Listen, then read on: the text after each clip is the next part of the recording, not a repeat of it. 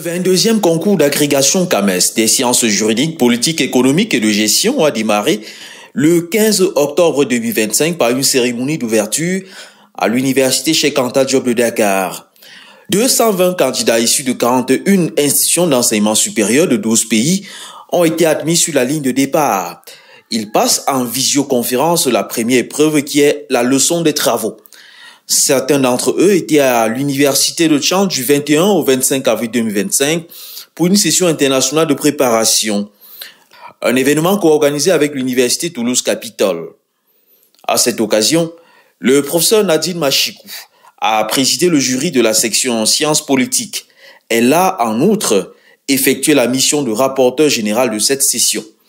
Et nous l'avons rencontré pour une causerie qui peut aider les futurs candidats au concours d'agrégation. Je voudrais d'abord expliquer la formule qui a été retenue, qui est de ne pas tenir et former en même temps des candidats qui se projettent pour le concours 2027 et ceux qui sont concernés par l'exercice de 2025. C'est des niveaux de préparation des dossiers, c'est des niveaux d'engagement qui sont différents. Donc, dans le cadre de cette session, certains candidats qui se projettent pour beaucoup plus tard ont été admis, mais au titre de candidats d'auditeurs libres. Et dans le cadre de la section sciences politiques, nous avions au total 9 candidats inscrits et 2 auditeurs libres, en fait 2 auditrices.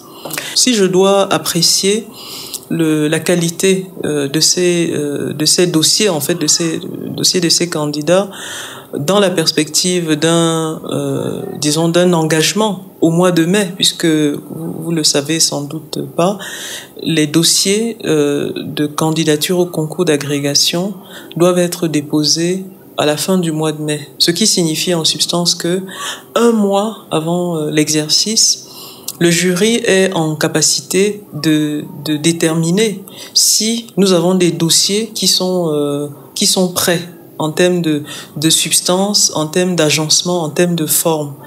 Et il nous est apparu en fait que sur les 3 exigences, c'est-à-dire les trois leçons, notamment en l'occurrence la leçon des travaux qui permet d'apprécier quelle est la personnalité scientifique du candidat, quelle est sa connaissance de la discipline, nous pouvons dire que sur l'ensemble des dossiers présentés, très peu étaient véritablement, disons, aux normes, aux exigences du concours. Les observations tiennent à la fois de la solidité, d'abord de la qualité des notes de synthèse, qui sont un intrant essentiel dans le dossier, et que tous les membres du jury ont, donc peuvent accéder ou échanger avec le candidat sur la base de cette note de synthèse. Or, cette note de synthèse, pour un grand nombre, je dirais, des candidats, ne semble pas, ni sur le fond, ni sur la forme, répondre véritablement aux exigences. Donc, nous croyons que ces 4 jours ont permis de faire des prescriptions relativement précises sur ce qui est attendu d'un dossier scientifique dans cet exercice. Comme vous le savez aussi, la leçon de travaux, c'est une leçon redoutable où on observe le plus grand taux d'échec. C'est la leçon lors de laquelle le plus grand nombre de candidats sont éliminés, ce qui pose effectivement la question de la préparation, le montage du dossier scientifique des candidats. Donc, sur cet aspect, je pense que cette session a été très utile parce qu'elle a véritablement permis, pour ce qui est de la dernière ligne droite, les dossiers devant être envoyés au mois de mai prochain, pour la dernière ligne droite, donc, de donner des prescriptions extrêmement précises sur la manière d'ajuster les décalages, les manquements, pour que les dossiers puissent être présentés de manière correcte. Cette question de leçon de travaux qui est précisément, et vous le disiez tantôt, le principal obstacle, on va dire, à la réussite au concours d'agrégation pour la plupart, vous pouvez nous donner quelques conseils que vous leur avez donnés? Alors, s'agissant des conseils, je pense que l'observation générale, c'est quand même que la personnalité scientifique d'un candidat, elle se bâtit sur le temps long. elle se bâtit sur le temps long et probablement au sortir du master. Pourquoi est-ce qu'il faut faire remonter le curseur à cette échelle-là? Parce que quelquefois, les choix des sujets de thèse, la solidité des sujets de thèse, on a coutume de dire qu'il y a des thèses d'agrégation et il y a des thèses qui ne sont pas des thèses d'agrégation pour des raisons qui sont liées en fait au niveau d'exigence, à la fois en termes de cadrage dans la discipline, c'est-à-dire dans la science politique. Je vais vous donner un exemple précis. On peut avoir des candidats qui ont soutenu des thèses dans des laboratoires qui étaient souvent des laboratoires intermédiaires, enfin interdisciplinaires, où l'ancrage dans la discipline parfois n'était pas véritablement recherché à l'échelle de la thèse. Or, vous voulez candidater au concours d'agrégation dans une discipline. Donc cette question-là peut être soulevée, c'est-à-dire la nature de la thèse, la qualité de la thèse détermine déjà. Ensuite, au-delà de la qualité de la thèse, sur laquelle il faut veiller, la recommandation ici, elle ne concerne pas les candidats qui vont dans un mois déposer leur dossier. C'est une recommandation plus générale qui s'adresse aux institutions universitaires et aux conditions dans lesquelles nous préparons en fait la relève, nous préparons les candidats pour qu'ils puissent candidater avec succès. Le deuxième niveau d'exigence, c'est la qualité des publications scientifiques. Et dans le cas d'espèce, nous avons recommandé aux candidats de s'assurer que leur dossier soit en qualité et en quantité pertinent. Nous pouvons avoir des candidats qui, comme c'était le cas, qui ont des dossiers avec 7-8 articles. Or, augmenter le nombre de ces articles qui sont souvent de qualité très inégale, c'est affaiblir en fait son profil, c'est affaiblir son dossier. Donc la première recommandation, c'est véritablement d'introduire dans son dossier scientifique les articles qui sont à la fois en termes de qualité de support de publication, mais aussi en termes d'ancrage dans la science politique, dans la discipline, au-delà de la question de l'originalité des travaux qui sont, disons, mis en relief dans ces publications-là, que ces trois critères cumulativement soient pris en charge pour qu'on puisse avoir des dossiers scientifiques de qualité. En revanche, bien sûr, nous avons un niveau d'indexation à l'échelle du CAMES qui fait que certaines revues, certains supports de publication ne sont pas nécessairement déjà pris en compte, et je pense que c'est aussi la vigilance que la discipline doit avoir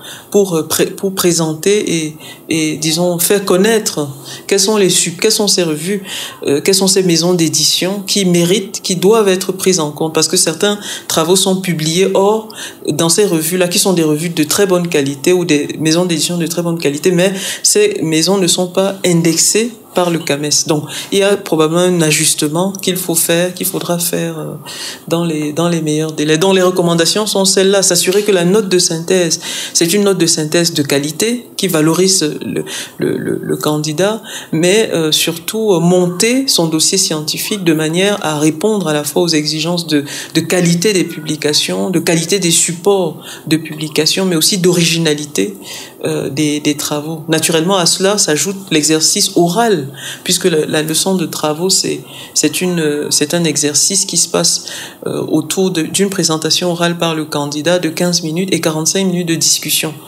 De quoi est fait, en fait, que contient la discussion? C'est essentiellement, de la part des membres du jury, c'est de s'assurer que d'une part ces travaux sont bel et bien ceux du candidat, que ces travaux qu'il a présentés en soutien à sa candidature relèvent bien de la science politique, ce qui permet par exemple de faire discuter, puisque c'est une épreuve de discussion de travaux, c'est de faire discuter le candidat sur les questions, les problématiques, les concepts de la discipline. Donc vous voyez bien qu'il y a plusieurs niveaux et au moins 2 qui sont ici pris en charge par le jury. Et donc, il est essentiel que sur cette exigence, qui est une exigence éliminatoire majeure, que les candidats, c'est ce que nous leur avons prescrit, prennent toutes les dispositions nécessaires, et le jury s'est proposé d'être disponible pour que jusqu'au mois de mai, nous puissions maintenir un contact chaque candidat avec son rapporteur, parce que les dossiers ont été affectés à des rapporteurs, pour que les commentaires, les observations, les conseils puissent être, disons, suivis, leur implémentation puisse être suivie par les membres du jury. Un bon agrégé de sciences politiques, quelles sont ses qualités? Qu'est-ce qu'il doit savoir? Ah là là. Alors, c'est une question simple et en même temps très complexe. L'agrégé de sciences politiques, c'est cet universitaire qui est ancré dans les problématiques majeures, centrales de sa discipline. Ces problématiques centrales sont distribuées autour d'un ensemble de sous-disciplines par rapport auxquelles les candidats doivent, dans le cadre du concours, se positionner. Donc, ils doivent se positionner autour de deux matières: administration et politique publique, relations internationales, sociologie politique, politique comparée, méthode des sciences sociales. Donc vous avez une palette de possibilités qui fait que le bon agrégé, c'est celui qui a cette capacité à circuler avec aisance dans les territoires épistémiques et méthodologiques de la science politique. Deuxièmement, l'agrégé de sciences politiques, c'est quelqu'un qui est capable d'être extrêmement pédagogue, c'est quelqu'un qui est capable d'enseigner la discipline. Et donc, il y a des exigences qui sont des exigences en termes de pédagogie, c'est ça toute la question de la leçon, la didactique qui se joue au cœur de la leçon, c'est cette capacité à parler sur n'importe quel sujet, n'importe quelle question, à un public qui est censé être un public relativement informé, mais pas trop, sachant que le candidat s'adresse à des spécialistes. Donc, quel est le bon niveau pour à la fois enchanter un jury qui est un jury de spécialistes, tout en étant extrêmement pédagogue. Donc c'est cet équilibre en fait qu'il faut trouver et que nous recherchons, que le concours recherche. L'agrégé, c'est celui qui est capable non seulement d'être un bon chercheur, un excellent chercheur de sciences politiques, cette excellence se mesurant à travers, comme je l'ai dit tout à l'heure, la qualité, l'originalité de ses travaux, la qualité des supports où ces travaux sont présentés, sont édités et publié, et en même temps c'est un bon enseignant, c'est quelqu'un qui est capable en 30 minutes et après 8 heures de temps sur n'importe quel sujet de préparer un enseignement de 30 minutes et de le présenter. Voilà. Maintenant, en tant que rapporteur général de cette session de préparation, quelles sont les grandes leçons à retenir? Alors, ce que je note avec d'abord, disons, un ravissement certain, c'est le fait que l'université de Tchang a été retenue, a été dotée d'un agrément. Donc, au titre de ce sésame, nous sommes un centre agréé à la préparation au concours d'agrégation dans les sciences juridiques, politiques, économiques et de gestion. Je pense qu'il n'y a que 2 centres, celui de Tchang et celui de Parakou au Bénin. Le premier enseignement, c'est la demande. Nous avons eu 84 candidatures d'une dizaine de pays, ce qui est quand même, je trouve, un très bon message. C'est que le centre de Tchang, c'est un centre qui est reconnu, alors même que nous avons eu l'agrément il y a très peu de temps. Et donc nous avons eu un nombre de candidatures du Cameroun, du Gabon, du Tchad, de la Côte d'Ivoire, du Bénin, du Burkina Faso, du Congo. Donc quand même des pays qui sont aussi donc importants, c'est-à-dire qui peuvent eux-mêmes former à l'échelle de leur propre système interne les candidats. Donc ça veut dire que les candidats prennent au sérieux ce principe-là de cette labellisation.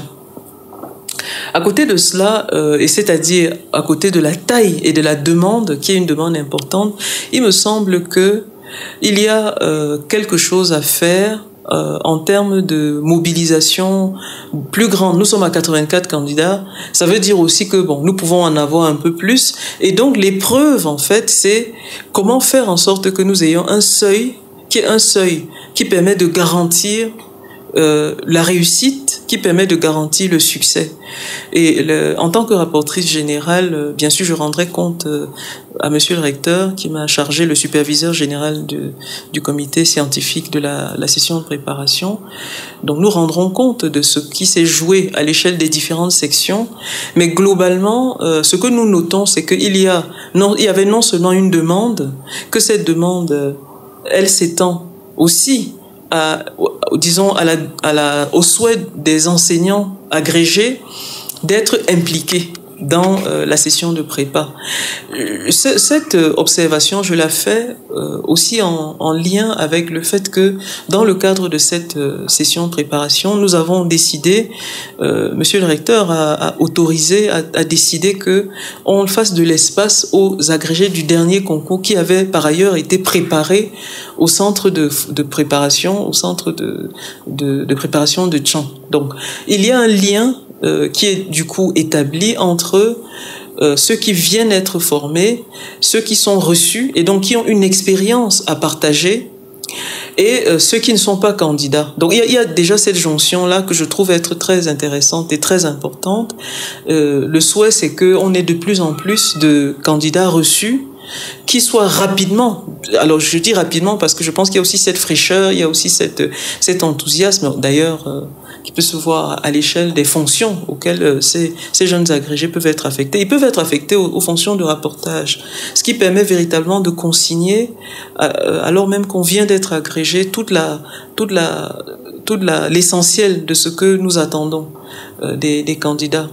Donc c'est un élément qui me semble important, à côté de cette épreuve, comme je le disais, qui est de gérer quelle est la taille critique d'une session qui peut être assortie de bons résultats. Au fond, préparer nos candidats efficacement, c'est aussi assurer cette connexion qui est pas seulement une connexion intergénérationnelle, mais qui est aussi une connexion en termes de niveau d'expérience des enseignants chevronnés qui ont été, pour certains, membres du jury du concours, qui transmettent des ficelles à des prétendants à l'agrégation à travers un segment, une chaîne qui est celle des jeunes agrégés. Donc, je trouve que ça, c'est un élément très important sur lequel vraiment c'est un atout que nous voulons afficher comme étant une des grandes réussites, c'est d'avoir réussi à faire cette jonction. Ensuite, il y a la question de la coopération. Comme vous le savez, nous avons mis en place ce dispositif avec l'Université de Toulouse. C'est dans le cadre de la coopération. Et à ce titre-là, il est, me semble-t-il, nécessaire que nous ayons, pour pouvoir absorber, vous voyez, la quantité de formés, la quantité des formateurs, il faut qu'il y ait des appuis pour le faire. Je pense que il y a probablement là un besoin appelant à des appuis. L'Université de Toulouse, l'ambassade de France, sont partis en fait de ce processus. Je pense qu'il sera probablement nécessaire dans les prochaines occurrences de renforcer le niveau de soutien de ce point de vue. Donc vraiment, en tout cas sur les aspects qui sont strictement scientifiques, si strictement académiques, je crois pouvoir dire que c'était une grande réussite, à la fois en termes de niveau d'engagement, de niveau de mobilisation, le niveau d'engagement des enseignants formateurs, des formateurs, la présence des candidats, le fait que tout ceci se soit passé en très peu de temps. Et ça aussi, ça demande, en termes d'engagement, de mobilisation et d'organisation, des précautions qui sont très importantes. Et je remercie bien sûr le recteur de l'université et le président de l'université de Toulouse d'avoir fait tout ce qui était nécessaire pour que nous puissions arriver à ce résultat. Donc, sur ces aspects-là, je crois qu'il est important de maintenir une forme de disponibilité de nos collègues qui ont été impliqués dans la préparation pour que, au fond, nous ayons cette espèce de suivi un peu personnalisé des candidats.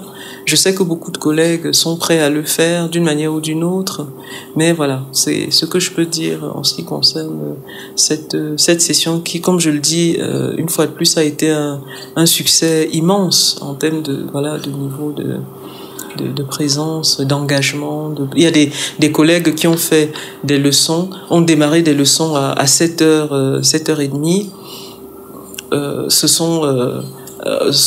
sont arrêtés à 23h. C'est quand même, voilà. Et on le fait pendant très très peu de temps. Il faut être généreux, il faut aimer l'université, il faut aimer la connaissance, il faut vouloir partager et transmettre pour faire cela. Merci. Soulignons que le professeur Nadine Machikou, au moment de cette interview en avril 2025, occupe à l'université de Tchang le poste de vice-recteur chargé des enseignements, de la professionnalisation et du développement des technologies de l'information et de la communication. Major ex-aequo de la section sciences politiques à l'issue du concours d'agrégation CAMES en 2011 à Abidjan, elle présidera plus tard, notamment en 2019 à Ouagadougou et en 2021 à Cotonou, le jury du dit concours dans la discipline qui est la sienne. Ceux qui choisissent donc la destination Université de Tchang pour se préparer ont la certitude d'y rencontrer des coachs de niveau Champions League pour emprunter au jargon du football. Merci d'avoir suivi ce moment de partage. N'oubliez pas de vous abonner massivement à toutes les plateformes numériques de l'Université de Tchang.